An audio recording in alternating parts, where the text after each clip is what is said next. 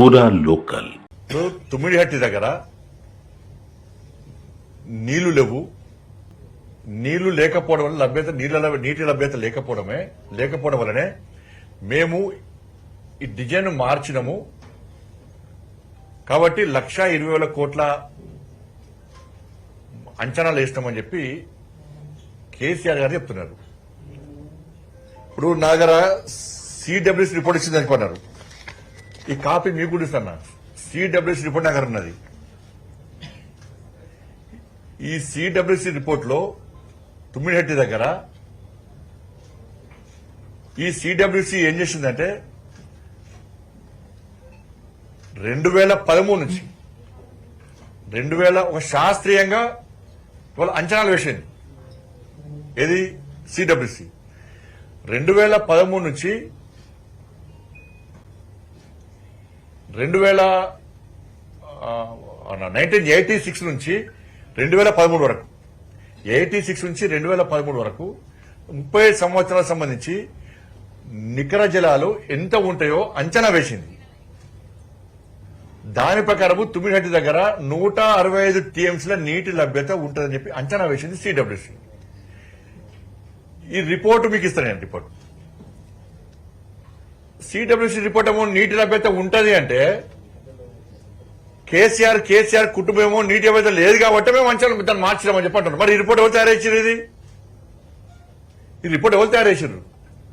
ఈ రిపోర్ట్ తప్ప CWC report పక్కా ఉంది. ఇది మీకు గుడిస్తా. ఇదే రిపోర్ట్ ప్రకారము ఆ రోజు ప్రాజెక్టు తయారు చేస్తే ఇలా 38,000 కోట్లతో ప్రాజెక్ట్ అయిపోతుండే.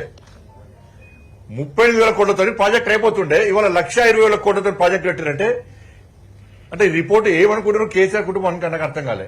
ఈ రిపోర్ట్ దొరకదు ఎవరికి. మేము ఏం చెప్పినా నమ్ముతారు, మేము అబద్దాలు ఏం చెప్పినా నమ్ముతారు అనుకున్నారు కావచ్చు. ఈ రిపోర్ట్ మీకు కూడా ఇస్తారు. దాంతోపాటు క్వాలిటీ లేకుండా కట్టింది వాస్తవం. ఇంకా వీళ్ళు దీనికి ఏం చేసేది తెలుసా? దీనికి ఇంకా వీళ్ళు జాతీయ హోదా ఇయ్యలే, పోలవరంకి ఇచ్చిర్రు, దీనికి జాతీయ హోదా ఇయ్యలే అన్నారు. జాతీయ హోదా ఇయ్యరాదు, ఇచ్చే అవకాశం లేకుండే. నిజంగా గిట్లా జాతీయ హోదా ఇస్తే ఇలా బీజేపీ పార్టీ పరిస్థితి ఏం చేయాలి? ప్రభుత్వ పరిస్థితి ఏం చేయాలా? దేశం మొత్తం ఏమందరు? అరే కేంద్ర ప్రభుత్వం జాతీయ హోదా ఇచ్చిన ప్రాజెక్టు మొత్తం గురిపికిందంటారు. ఇజ్జత్ పోతుండే ఇలా తెలంగాణ పరువు ఏమైతుండే ఇలా మంట కలుస్తుండే. ఇలా కేంద్ర ప్రభుత్వం కూడా జాతీయ హోదా ఇస్తే ఇలా పరిస్థితి ఏంది? సిగ్గు లేకుండా మళ్ళీ ఇంకా అడుగుతున్నారు జాతీయ హోదా ఇవ్వాలి. మళ్ళీ కూలిపోయిన ప్రాజెక్టు ఇంకా జాతీయ హోదా ఇవ్వాలని మళ్ళీ అడుగుతున్నారు. ఇంకా మొన్న అడిగిరు మళ్ళా అలా కూలిపోతున్నది. ఇలా జాతీయ హోదా ఇస్తే పరిస్థితి ఏంది? వాళ్ళ ఇయ్యరాదు, ఇచ్చే అవకాశం లేకుండా ఇస్తే పరిస్థితి ఏంది? వాళ్ళ తెలంగాణ పరువు ఏమైతుండే అలా మంట కలుస్తుండే. ఎన్డీఎస్ఏ రిపోర్ట్ ఇచ్చింది. National dam safety authority report ఇచ్చింది. దాన్ని ఏమంటారంటే ఇదట ఎన్డీఏ కమిటీ అట. మరి ఎన్డీఎస్ అనే ఒక రాజ్యాంగబద్ధ సంస్థ. ఈ ఎన్డీఎస్ అని ఎవరు ఏ కమిటీ ప్రకటించింది? ఇలా పార్లమెంట్, సాక్షాత్ పార్లమెంట్ లో చర్చ జరిగింది కమిటీ గురించి. సాక్షాత్తు పార్లమెంట్ అనౌన్స్ చేసే కమిటీ ఇది. దీనిలో మరి బీఆర్ఎస్ తాగి అన్నారు. ఆ రోజు ఎందుకు మాట్లాడలే మీరు? ఇది అర్ధరాత్రి తాగి కూర్చున్నటువంటి కమిటీ కాదు. ఇది రాజ్యాంగబద్ధ సంస్థ ఎన్డీఎస్ఏ. వాళ్ళు ఇచ్చిన రిపోర్ట్ తప్పట. అంటే కేసీఆర్ తుపాకి రాము టోపీ పెట్టి చేత కట్ట పెట్టి ఇదే ప్రాజెక్టు అంటే కరెక్టా? ఎన్డీఎస్ఏలా ఎంతమంది నిపుణులు ఉంటారు? ఎంతమంది మేధావులు ఉంటారు? వాళ్ళొచ్చి ప్రాజెక్టు పనికిరాదు, క్వాలిటీ లేకుండా కట్టిండ్రు అని చెప్పి వాళ్ళు చెప్తే ఇది ఎన్డీఏ నివేదికనట. అంటే కేసీఆర్ కూడా పోటుగాడు. మరి చదివి చెప్తాడు మళ్ళీ ఇప్పుడు. సరే నేనే ఇంజనీర్ను, నాకంటే ఎక్కువ తెలుసా అని ఆ రోజు అన్నావు కేసీఆర్ ఇవాళ. మరి క్యాబినెట్ ఎందుకంటున్నావు? Sub committee ఎందుకంటున్నావు?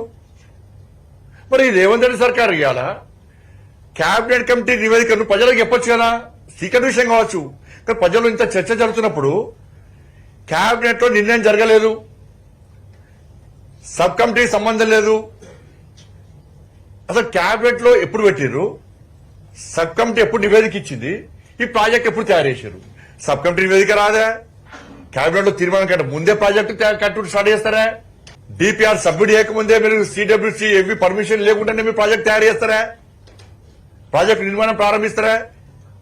మీ ఇష్టానుసారం డిపిఆర్ తయారు చేసుకుంటారా? మీ ఇష్టానుసారం బ్యారేజ్ కడతారా? ఏమంటున్నారు? కాళేశ్వరం వల్ల పంట దిగుబడి ఫుల్ పెరిగింది అంటున్నారు. ఇవాళ ఏడ పెరిగింది? అప్పుడు ఏం చేసిండ్రు? వర్షపు నీళ్లు, బోర్ నీళ్లు, మోర్ నీళ్లు పడితే పూలు జల్లురు, అక్షింతలు, కాళేశ్వరం నీళ్ళు అన్నారు. ఏడ నీళ్లు కడతారు? పూలు జల్లుడే. నీళ్లు కనబడితే పాపం పూలు చల్లుతున్నారు, అక్షింత చల్లుతున్నారు, కాళేశ్వరం నీళ్ళు అంటున్నారు.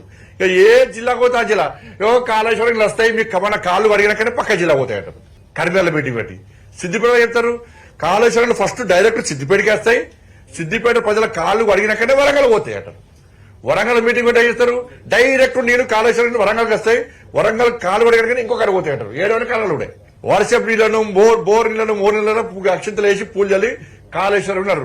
నేను అడుగుతున్న బీఆర్ఎస్ పార్టీలను, కాళేశ్వరం ఉన్నప్పుడు పంట దిగుబడి ఎంత? కాళేశ్వరం ప్రాజెక్ట్ లేదు, ఇలా పంట దిగుబడి ఎంత? మరి పంట దిగుబడి కాళేశ్వరం ప్రాజెక్టు లేకున్నప్పుడు కూడా పంట దిగుబడి ఎందుకు పెరిగింది? ఇవాళ సమాధానం చెప్పండి దీనికి. మీకు కాళేశ్వరం ప్రాజెక్టు ఉన్నప్పుడు పంట దిగుబడి ఎంత, ఇప్పుడు పంట దిగుబడి ఎంతనో ఇవాళ రాష్ట్ర ప్రభుత్వం అధికారులు లెక్కలు పెట్టబడుతున్నాయి. ఇవాళ దాని మీద బీఆర్ఎస్ పట్టుదల సమాధానం చెప్పాలి.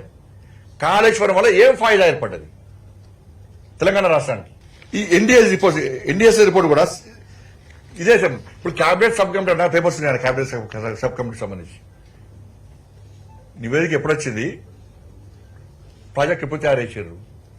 ఈ నివేదిక రాకపోతే ప్రాజెక్ట్ వాళ్ళ పని వాళ్ళు చేస్తూ ఉన్నారు. ప్రాజెక్ట్ నిర్మాణ పనులు ప్రారంభమైనాయి. కేసీఆర్ గవర్నమెంట్ లా ఒక్కసారి మీరు కూడా ఆలోచించాలని, మనం కూడా ఆలోచించాలి. కేసీఆర్ గవర్నమెంట్ లో ఇంకొకరి మాట వెళ్తుందా? కేసీఆర్ అనే వ్యక్తి క్యాబినెట్ పట్టించుకున్నాడా? క్యాబినెట్ మీటింగ్ పెడుతున్నానా? పెడితే ఏం మాడుతుండే? చాలా ఐష్ పంపిస్తుండే. కేసీఆర్ అనే వ్యక్తి ఇంకొకరి మాట వింటుండనా?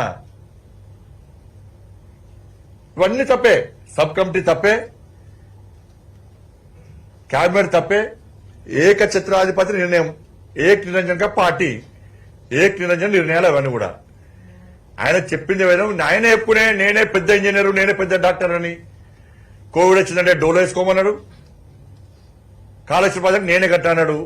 ఆయన పెద్ద రైట్ అది తుపాకీ టోపు పెట్టి ఆడ ఫోటోతాడు ఏదైనా ఫామ్ హౌస్ లా. మీడియాలో పెద్ద బ్రేకింగ్, మొత్తం షేకింగ్, ఫ్రంట్ పై ఫోటోలు. తుపాగ్రామి టోపు చేయడు, చెల్ల కట్టడియాలి ఉన్న రోజులు.